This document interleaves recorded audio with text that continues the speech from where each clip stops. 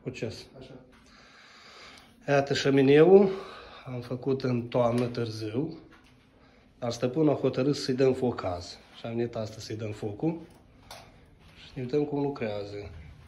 Această lucrare este făcută în cuhni, dar se alimentează de aici, adică șemineul se alimentează, dar mai încălzește la 2 etaj o sobă, adică se alimentează la primul etaj șemineul și se încălzește la 2 etaj 2 dormitorii, la 2 nivel, adică, și la primul etaj, la primul nivel, se încălzește cuhne.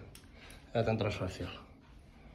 Șemineu, narcisă, teracot combinat cu mramoră.